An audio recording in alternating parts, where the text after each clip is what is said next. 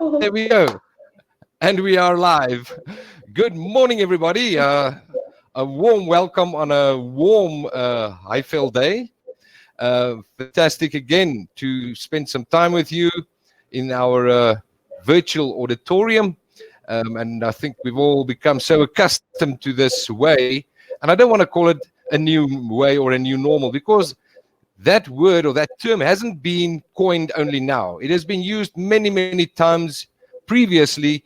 Even with the economic meltdown, it was also then spoken about as the new normal. So the term is not new, but for us, this is a different way of doing things, and we're getting used to it.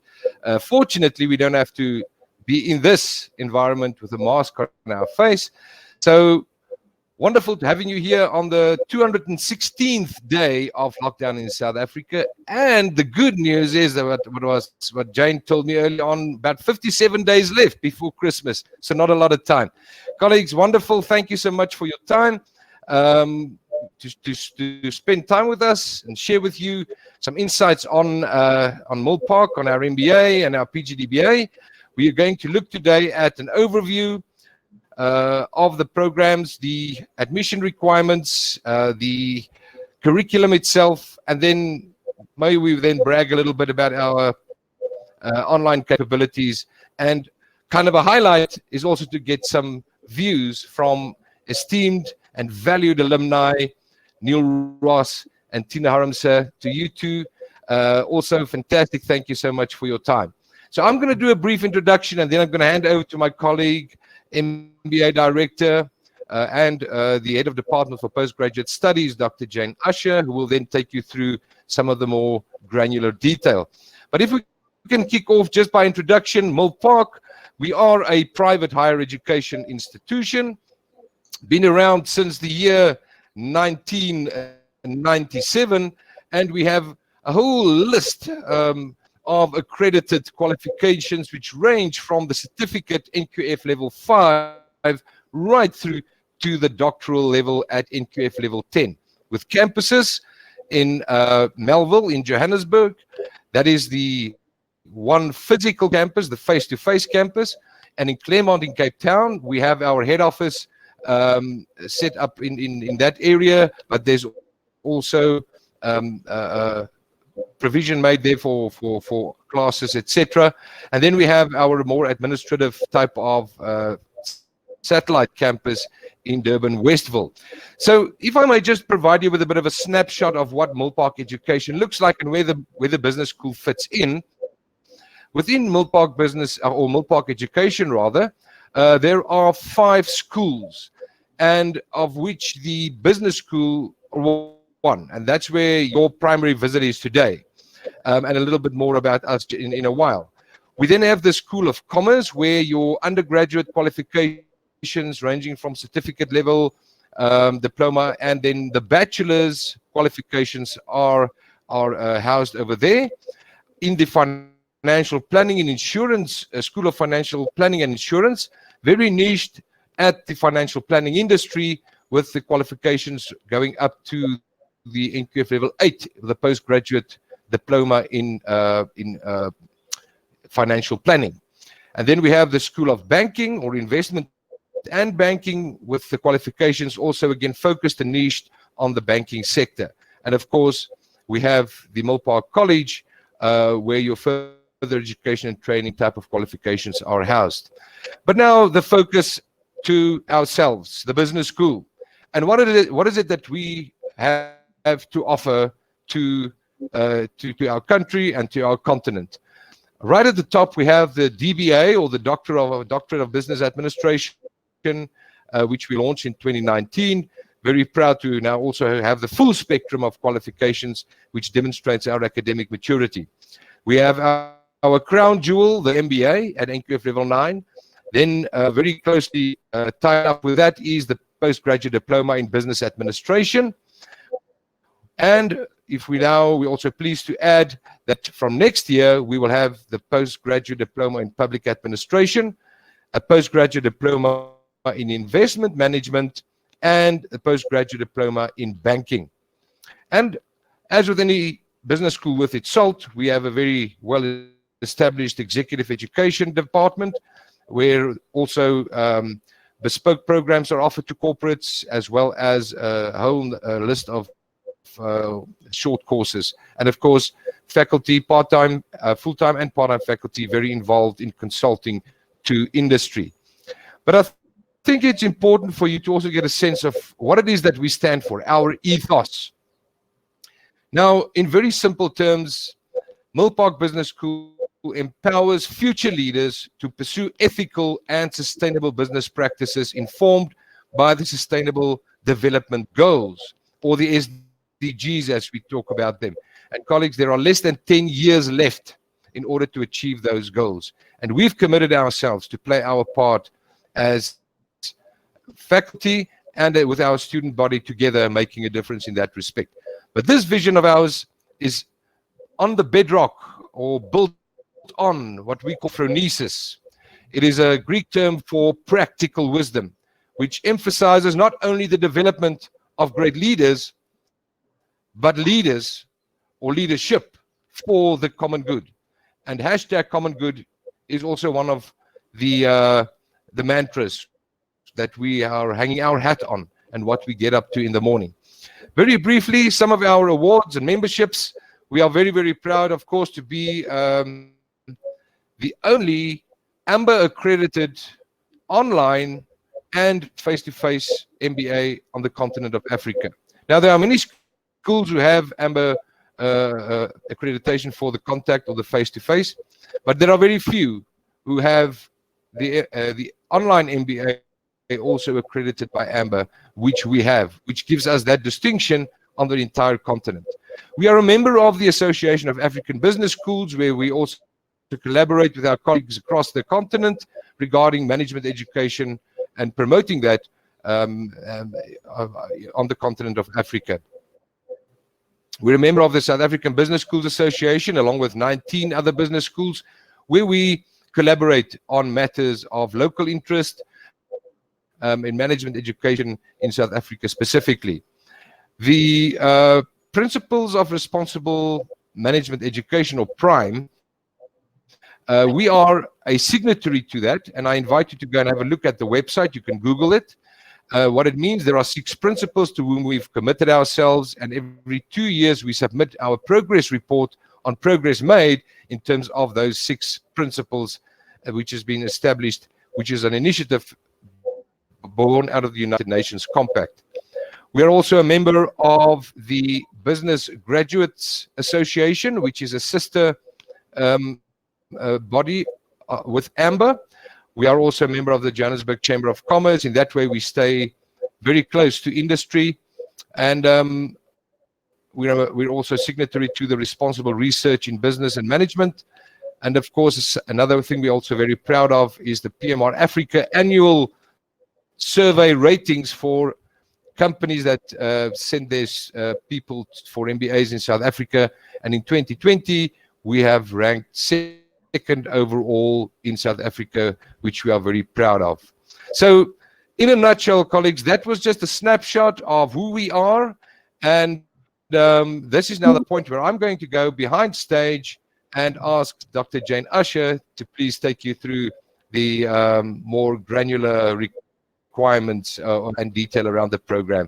Jane, over to you, and thank you very much. Thank you, Kobus, and good morning to everybody. Thank you all for giving up your time to be with us and to spend a bit of time with us. I'm going to get into, as Kobus said, the granular level, so it's the nitty-gritty stuff. But also, it will give direction as to what is required, and I'm going to focus on the postgraduate diploma in business administration and then the MBA. There's certain areas that overlap there, and then there's certain areas that are distinct. So if we look at a foundation that everybody needs, and especially in this time, you need to have reliable internet access, to a certain extent, computer and internet literacy, because you will be working on the internet, doing research, and you need to have access to that. So that's one of the foundations, fundamental aspects that every student actually in a postgraduate qualification would really need access to. from your home, from your office, and that you need to have it on all the time if possible.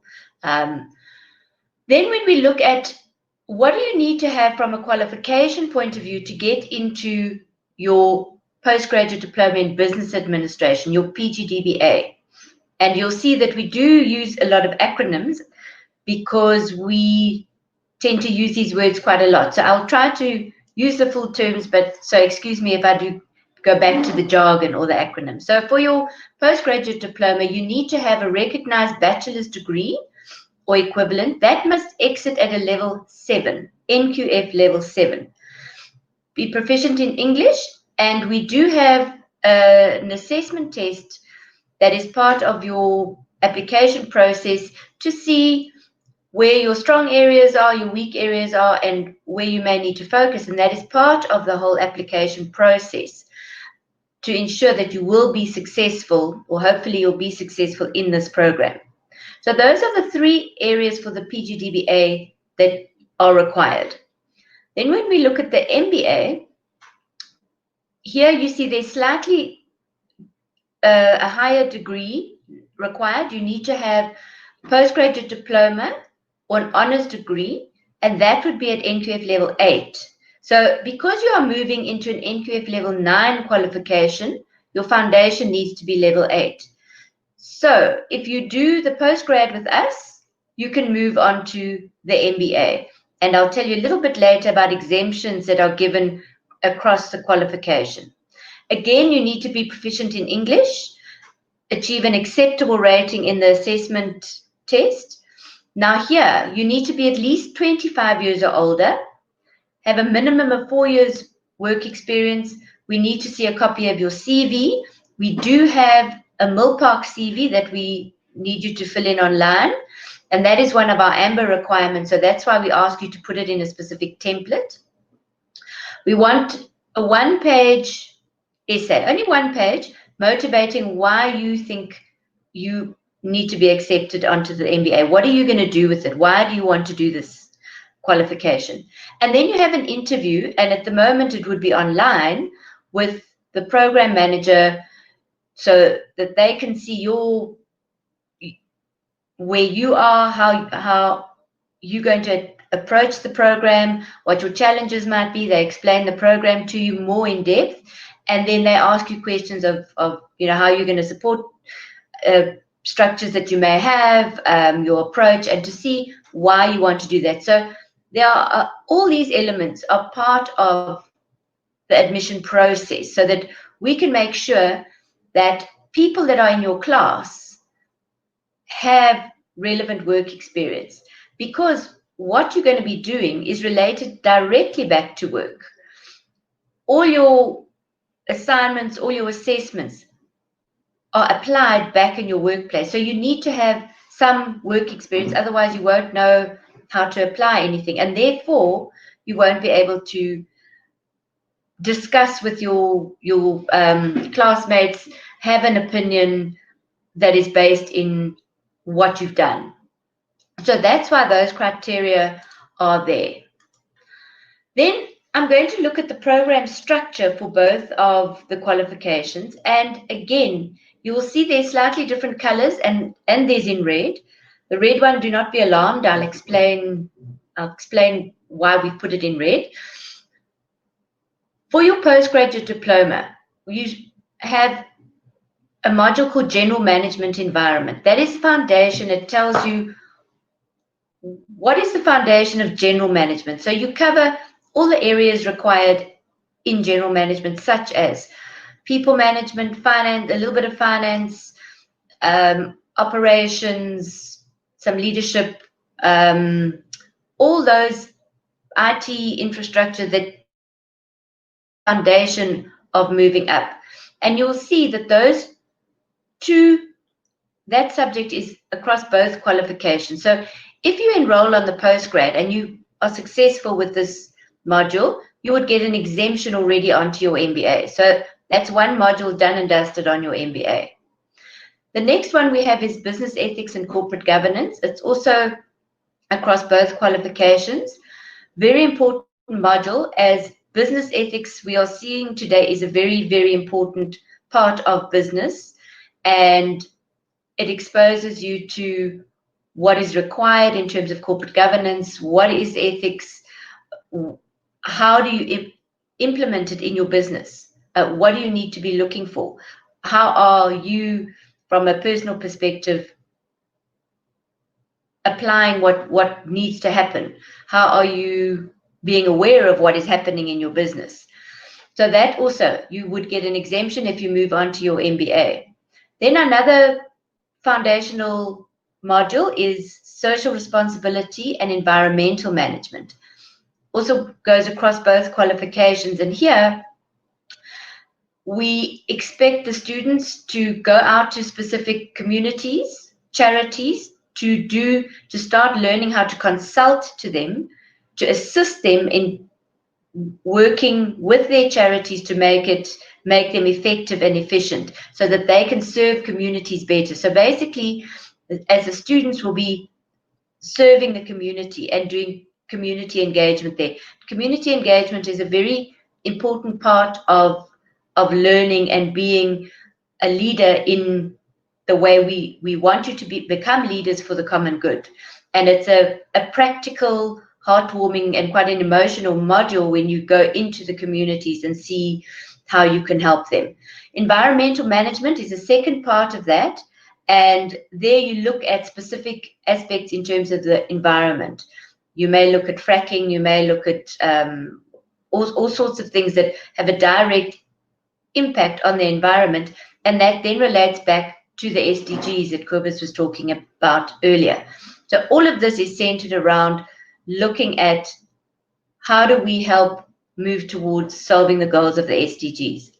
Then we have management, accounting, and finance, and that is also across both qualifications. However, in red, we made a note there that if you do not have a financial management undergrad qualification, or you've no working experience in financial management, you will need to do the introduction to financial management.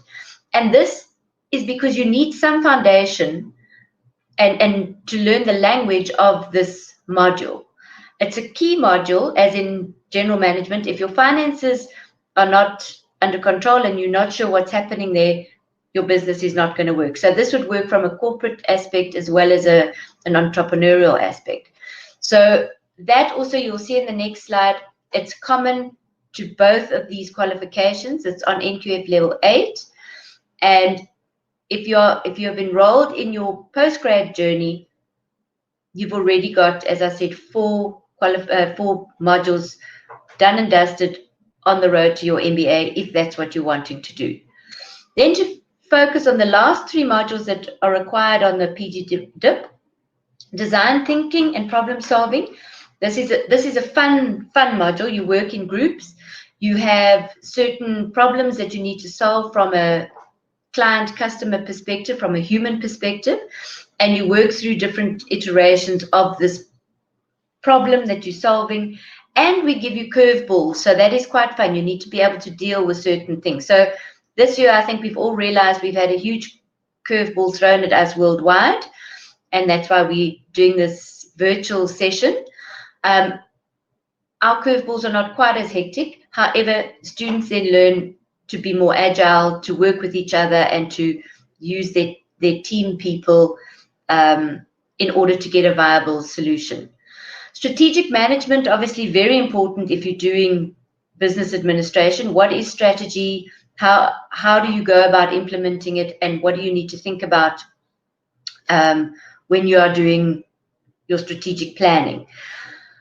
Research methodology. Now, you'll see through both qualifications there's a fairly heavy emphasis on research. However, this research methodology shows you how to search for reliable information, that you are not relying on Facebook, Twitter for your in-depth and understanding of world affairs. So you need to do a research report that is grounded in a business challenge that you have. It's secondary data that is used, so you're not now going and interviewing people, that we are honing your skills in terms of reading, assimilating, and putting together a report that can be used in a business. Okay, so that's where we're wanting you to go, because all that you do needs to be able to be used within a business environment. So once you've done those modules on your postgrad, you're done and dusted and you graduate, and you can move on to your MBA if you so wish, which is often what students want to do. So then you've done 4 modules, you're already a seasoned postgraduate person, and we give you a revisor with business report writing to again hone your skills for the academic writing. You do some stats, quantitative analysis. You may need this for your dissertation, and it gives you insight into what it is and how you can use it and the power of using stats. And presentation skills, because what we expect by the time, and you'll see the types of, when I talk about the later modules, you will be presenting on an ongoing basis to panels that come from industry and academics. So you need to be able to present in a powerful manner. So you do that module. Then you move on to advanced research methodology. And this is where you find your problem that you are going to, or your challenge that you are going to try to start solving in your MBA dissertation. So we give you the tools to understand what methodologies to use. How do you hone your topic? How do you find the most effective and efficient way of gathering your data, analyzing it, and then coming up with practical recommendations. So we encourage you to keep it as close to your working environment if you can. However, that is up to you, and we do also focus on the SDGs here. So we want you to link your research methodology to an SDG as well. Then we look at people management, operations and technology management, and marketing sales management. All of these are part and parcel of your general management environment, but you go into depth in terms of how do you manage people? How do you find the right talent? How do you make sure that they're doing what they need to do, that they're motivated? What do you do with those people who just are managing themselves, they do their own thing? How do you reward them? So we look at those aspects of people management and leadership within the HR space, and strategic HR, which is incredibly important in order to move a business forward. Operations and technology management. I'm sure you may have realized how important this is, also during this year, how operations have had to change. We are seeing technology coming to the forefront and probably grappling with how do we as a layperson use and manage technology to the fullest. Marketing and sales, again, how do we market our businesses? Things have changed as well. Is the old marketing plan still viable? Do we need to move to digital? How does that all work? How do you track that? And then how do you sell? Because you can have great marketing, perhaps, but if it's not moving and selling, it's not really doing its job. Then in your year 2, so we've done this quite quickly, you're already in year 2 of your MBA, so it doesn't take too long, you'll see. And you've done your management, accounting, and finance if you did your postgrad. If you didn't do your postgrad with us, that's fine, you'll do it here. You move on to leadership and change management as well.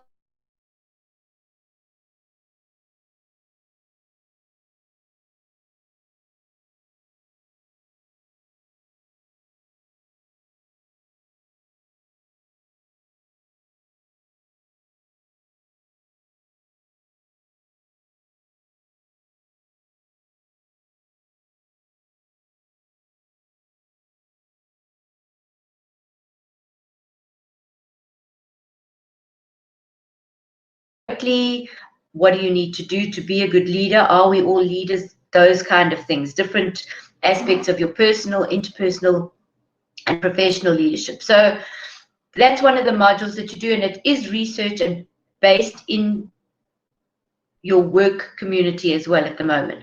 Global trade is your economics, and we need to know, how does global economics impact us in South Africa? What does it mean to your business? And you do a bit in terms of the BRICS aspects there. And again, it's based in real world scenarios and things that we do. Then you start with your dissertation. And in the dissertation, hopefully you are working with your proposal that you were honing in your advanced research methodology. However, sometimes it does change a bit, but you'll have a year to complete this. You'll be allocated a supervisor who's a subject matter expert and even a methodological expert in terms of what method you're looking at, and you've got a year to complete your dissertation and hand that in.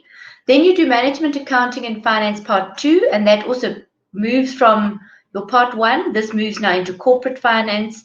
How do you make decisions from a corporate point of view? And it's again a very important part of this qualification, especially if you're wanting to move into consulting, general management, those kind of areas. Then you've done with your core modules, all the things that you have to do. Oh no, you've still got integrated business strategy. That's your final capstone one. Sorry about that. That is where we take everything that you've learned and you work within a simulation, you make decisions, and we can actually see the kinds of decisions that you are making and why you are making those decisions. And there you have to do a presentation to a panel of academics and the companies as well. And they ask you questions. You need to be able to be presenting, ask questions while thinking on your feet. And at the moment, we're doing all of this online. Depending on what happens next year, it may be face-to-face or it may be online. I think we are getting more and more comfortable with online, but there are both scenarios. A very important module as it really integrates, and you need to draw on every single thing that you have learned and integrate it into this. And then we have a choice. You've got 2 electives that you can choose from. You can do entrepreneurship and innovation, which we all know is really important in our country at the moment. We need more entrepreneurs. We keep saying this, and I'm not sure that it's actually happening as rapidly as we need. People who can run their own businesses in a sound, sustainable manner. And you are taught from getting an idea to your business plan. And there again, you will present your business plan to other venture capitalists, academics, and business people. So you need to know how to present. And they will ask you questions on all sorts of things in terms of your business plan and your resources and that. So again, everything that you have learned in your strategies, in your HR, in your leadership comes to the fore in this module as well. And then business in emerging markets is our international module. And there we are focusing on developing markets and the emerging markets such as the BRICS countries. So we go to Brazil, India, China, or Russia. This year we were supposed to be going to Russia, but the tour part hasn't happened this year, but it will be going ahead for next year as soon as we are able to travel safely, and we'll get that happening. But you look at how would you start a business in that country, or how would you do business in that country? Often corporates want to know whether it's a viable prospect to go to one of the countries that we are looking at, whether it's India or China or Brazil or Russia. And the student then needs to set up appointments with certain companies on their own. You have masterclasses with people with academics and a university there. And you deal with a lot of entrepreneurs. We put you in touch with business people because those are the people that you want to know from. The theory might be one thing, and that often the academics consult to business, but you also want to know from the business owner or from a big corporate, what do we need to do from a cultural point of view, a legal point of view? What are the things that we need to know in order to do business? And then you do a full report that you could present to your exco on moving into one of those markets. And then you are done and dusted. So in just a short while, you've covered everything, and it really is kind of opens your mind as to what you can do, what you're capable of doing while moving through all of these modules. I'm going to talk a little bit about our distance learning online, and the reason we're focusing on the online at the moment is because of where we are. And our online platform is robust. It has been accredited. It is self-directed, but the whole MBA and postgrad is really self-directed to a certain extent. It's adult learning, obviously, because we're not going to tell you what to do when, but you do have a study plan or a timetable, so you can plan your life around what is needed and required, and you know when your assessments are. Online as well, you have a support ratio of 1, your lecturer is the 25 people in your class, and you do find that you become close to the people in class. All of our students make good friends with their fellow students. You are not isolated just sitting by yourself, because we are expecting you to come to regular live sessions where you interact with your lecturer, you ask questions, you interact, you make comments, you talk to your fellow students, and that is where a lot of the learning happens, in those live sessions. So they are compulsory. It's also, again, one of the requirements from our point of view, from an AMBER perspective, is that students need to be in those online engagements. And we find that students who do make that effort do better. And they find it quite a lot of fun. So that's really what we want to look at, our online capabilities in that. And we've really moved far with that. And I think we're finding students are really enjoying that. But I'm going to keep quiet now, and I'm going to ask Michaela to get Neil and Tina back so we can have a chat with our alumni who've gone through this fun process successfully. Then you can see they're both intact. They are looking good. So I'm going to just start asking you a few questions, and just for you to give your experiences of number one, and I'll start with you, Neil. You're a contact learner. Am I right? You were contact. You came into class. How did you manage your time? How did you schedule? Because it's quite something coming into class with those long lectures. Yeah, so for myself, I think you have to prioritize rest time. You need to inform all stakeholders in your life. Stakeholders is family, friends, colleagues, etc. So I made sure to keep everybody clued up to as what I was doing.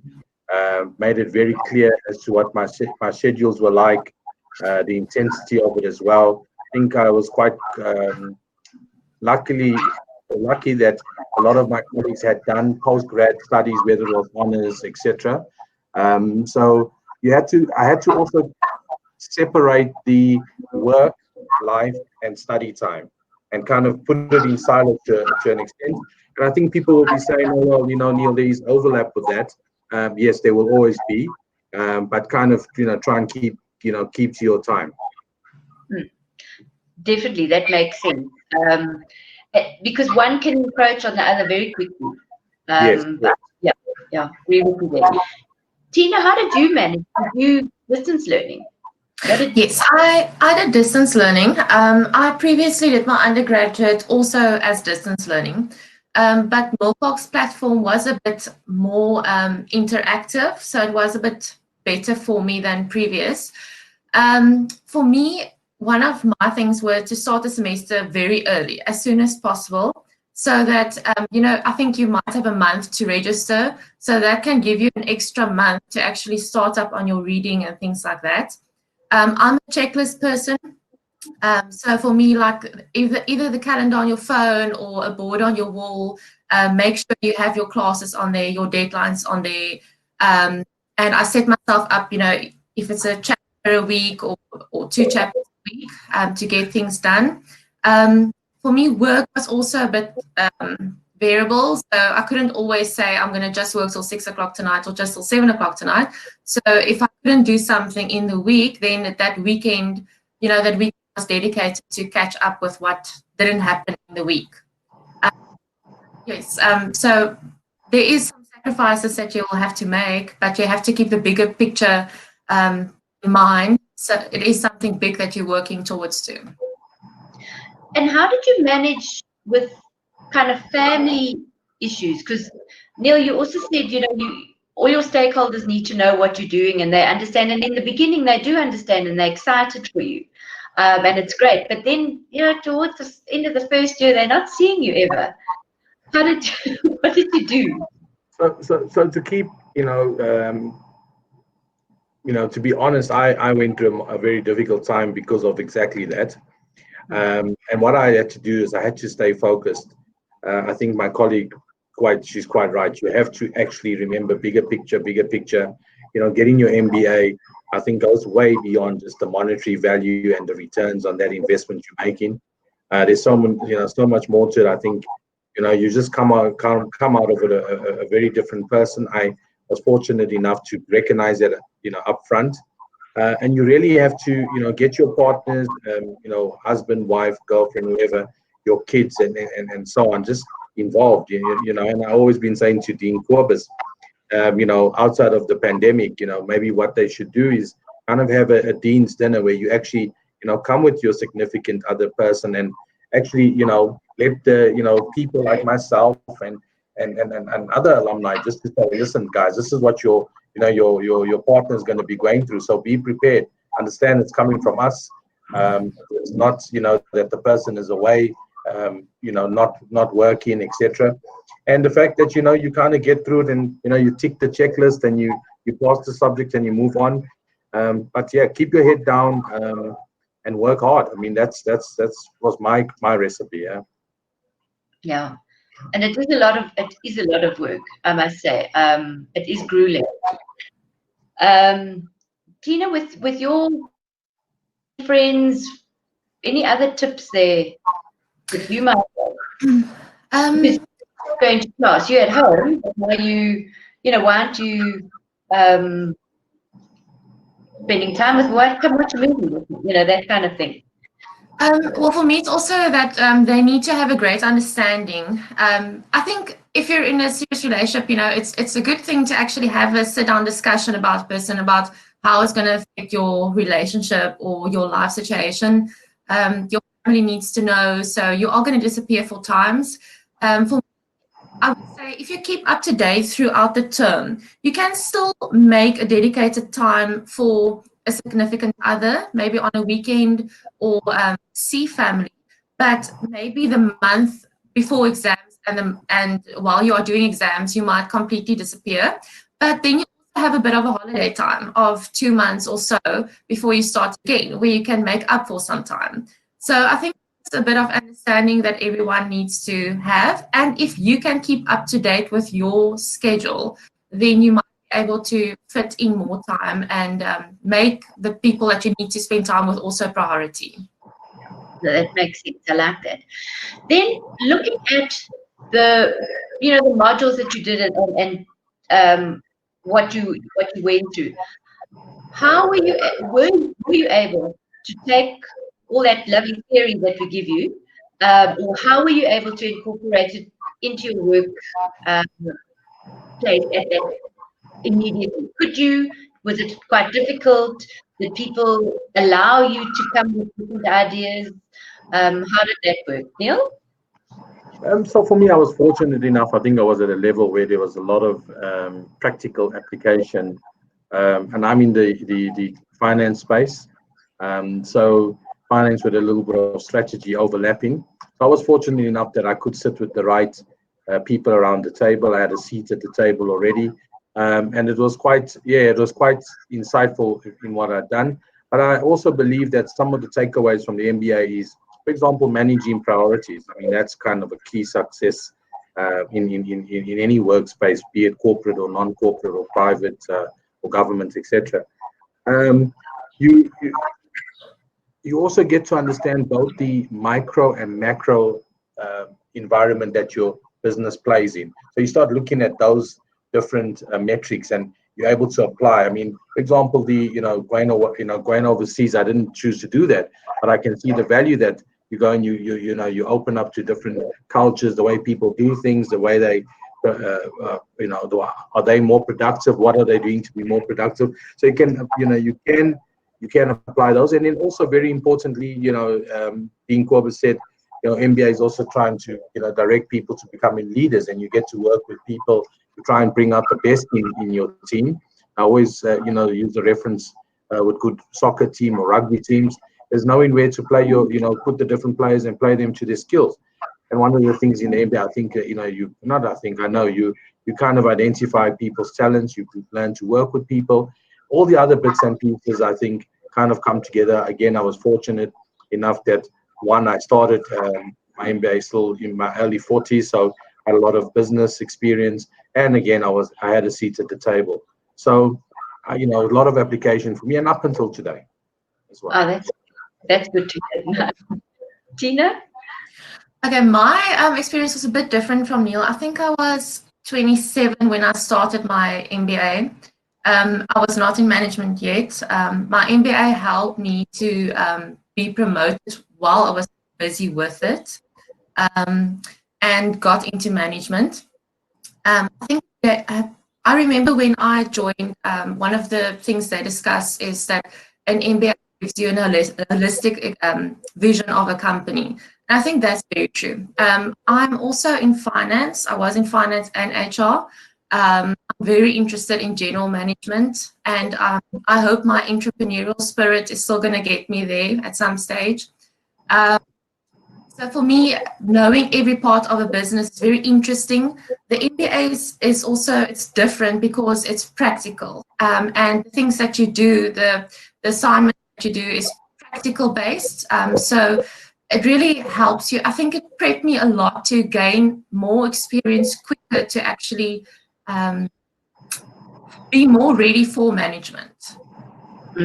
Yeah, and that definitely is what we're trying to do. So that's good to hear. And it's so funny that one of the things that we say to everybody in induction is, don't change while you're doing it. Don't change jobs. And if you get so many people get promotions, so they change jobs in the middle of their MBA, and it's like, wow, okay. It's stressful, that. So moving up a management level is great, and I'm glad that did happen. But it does also then you need to be able to, as Neil said, your priorities. How do you change your priorities there? So another thing that I want to ask you, how did you work with in terms of your team members, your syndicates? What was your strategy there for doing that? That's always fun and good. Yes, a syndicate work, I think that's remains very interesting. The way I liked the way the Milpark structure was, at least for me, you kind of don't just have one syndicate. So the Harvard way is beginning of your MBA, you get nominated a syndicate and you end with those people. My Milpark experience was that we had different syndicates. Sometimes there was a bit of an overlap from one or two members. But how did I deal with it? I've always kind of based it on get to understand who you're working with, get to understand what you can and cannot expect from them, and play to the people's strengths. Or the other strategy was, if you want to help, get someone's weakness to a strength, give them a piece of work, see how they do with it. But I must highlight that the assignments and so forth are very time constrained, so you can't experiment too much in kind of bringing a weakness up to a strength. So you have to get that balance. I was fortunate enough. I've always had a great guys to work with in the syndicate, and I believe we shot some of the lights out. So that was great. Yeah. And then from a distance learning point of view, Tina, how did you? I loved having interaction with other students. For me, from the very beginning, it was great if I had a contact for a subject, that you can touch base with, and the teamwork also allows you to build up that context during the time that you're doing the MBA. Even if it's just a check that, you know, how are you doing? How am I doing? How far are you? What are you struggling with? It makes you feel that you're not alone in the process as a distance learner. The teamwork, for me, also, a lot of the people that I worked with was much older than what I was and was already in higher positions than what I was. And I know the one person that I did my entrepreneurial teamwork with actually already started his business, and I was amazed at his report writing abilities and how you know, the input he gave on a business plan. So you can learn a lot from the people in your group. So yeah, helpful. That's And Jane, if I can add, guys, please be prepared to have adult conversations early up front. Make your milestones, you know, highlight them. Everyone must understand what it is what they must deliver their piece of work. You can't wait till 48 hours before a massive assignment's due. You really need to have those adult discussions very upfront, and don't be scared to speak your mind. Everyone's equal footing, right? Yeah, and that's very true, Neil. I'm glad you put that, because that's what does happen. You know, it's the 48 hours, and then everybody's fighting and just not good. So we've got a question here, and I'm going to pose it to both of you from Sadia. She says, Sadia is currently an accountant. How will the MBA boost my career? Just thinking you both slightly maybe different kind of finance. Do you think the MBA can help there? Tina, you want to go? Okay. I'm not a CA, but I'm a financial manager, which is something that doesn't always happen anymore. I decided not to go the CA route, partly because I'm very interested in general management and operations, actually. But I'm good in finance, and there's parts that I enjoy too. So I decided to go more the MBA route. And I worked as basically second to a financial manager when I started my MBA. And he retired during that period. And because I was doing the MBA as well and had the experience, and my undergraduate degree is accounting based, they offered me the position. And after that, so I changed job twice during my MBA. After that, I got another job as a financial manager at a bigger corporation. So it has helped me. From my side, to answer the question directly, I think that if you currently seen as the bean counter in your firm, and I use bean counter as a non-derogatory term, bean counter meaning that you're just seen as the person who's crunching the numbers.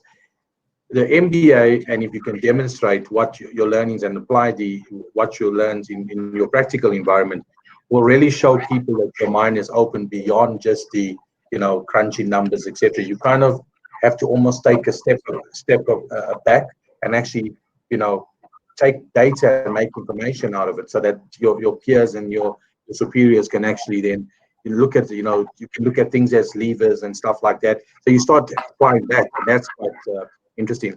And the amazing thing is with finance, you can, like HR and all the other professionals, you need to be able to demonstrate a strategic value add.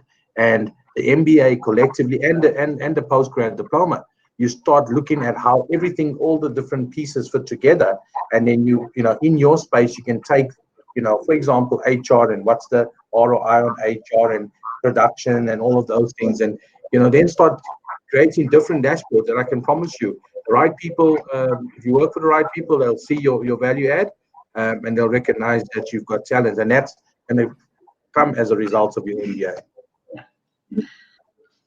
Great. Thank you so much. That's super. You've answered the question. So I'd like to say thank you to Neil and Tina. Thank you so much for your time and for giving back and just spending a bit of time and giving your insights, because I think that advice and just your experiences really mean a lot. We can tell people, kind of what to expect. You've been through that. And I think those tips and things that you've given are really people take those to heart, it makes a big difference. So I'd like to thank you so much. Have a fabulous, fabulous day. And I'm going to sign off now and get Kobus back on the line to finish off and discuss certain choices and to round off for us. Thank you, Kobus. Jane, thank you so much. And to Neil and Tina, fantastic. Thank you so much for your sharing your insights. There's, you know, we underestimate the value of, let's call it storytelling. You know, where people share, you know, when we talk about phenomenology, so to speak, hey, I mean, that heavy academic term, but someone that's been in it, those are the best people to give one a sense when you are considering a journey like this. You know, sharing their experiences from the very beginning right through to the end, and even now today, the influence or the impact that exposure to the particular program has had. You know, so one shouldn't conceive of a qualification as a piece of paper. I mean, that's only a symbol or a evidence that you have gone through that rigorous catalyst, and that you can now demonstrate the change that has been affected in you and become a change agent. And colleagues, you know, in the times that we live in now, we really need all of us to be a force for good. Now, you are that already. The MBA or the postgraduate diploma, those are both building blocks. So once you've done an MBA, is not to imply that you have now arrived. It is just another building block in this life journey. And we see more and more that the matter of lifelong learning is becoming so important, because besides the fourth industrial revolution, the times we find ourselves in, that have been there's an impetus now with this whole pandemic is given to the fourth industrial revolution. When we talk about the world of work in 5 years, in 10 years, 15 and down the line, things as we know them are going to be significantly different. And we need to take ownership and responsibility for ourselves, not somebody else, ourselves. If it is to be, it is up to me. And that is what we want to propose to you today, that Milpark's postgraduate diploma and Masters in Business Administration are valuable tools. So let's just reflect on a few takeaways here. Reminders that we are an AMBER accredited MBA, which we are very proud of. You know, and I'm so proud of the team that and our students and alumni that have been instrumental in us achieving that. We are actually, as a matter of interest, up for our reaccreditation visit in August of 2021. When the cycle, you know, it's similar to the CHE and others, where you have to do reaccreditation. It's not something that's a stamp that remains with you for lifelong. You have to continue demonstrating that you are worthy of having that logo and that accreditation certification. Now, of significance for us was the fact that our online MBA also got AMBER accreditation, and across the world there are a handful of fully online MBAs that have online AMBER accreditation.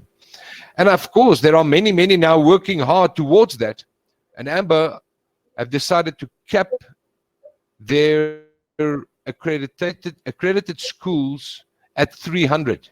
And I think they're currently on around 260 something. So there's not many room left there for anybody else that want to join the ranks of the MBA, of AMBER. In addition to that, to remind ourselves of our local achievement, the PMR Africa annual survey, where employers rated our MBA on 19 different criteria. And as I said earlier on, the result was we achieved second position overall in the country. We believe with everything in us that our curriculum or curricula for both PGDBA and the MBA are contemporary and relevant. And the facilitators who facilitate the journey comes from industry, which is extremely important because you have to draw that lived day-to-day experiences into the classroom. And then, of course, our endeavor is to create a learning environment that impacts all three modes of learning: the head, the heart, and the hands, cognitively, emotionally, and physically. You know, knowledge is one thing, but if it doesn't translate into practice, it really means very little. And if it doesn't translate into change, it means very little.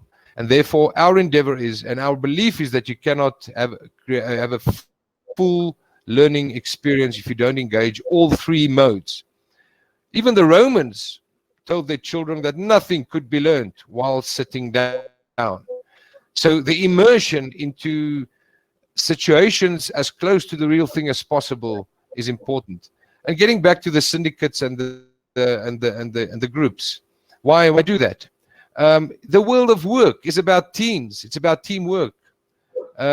So it just makes perfect sense. And the peer learning that takes place, the experiences that we get from one another.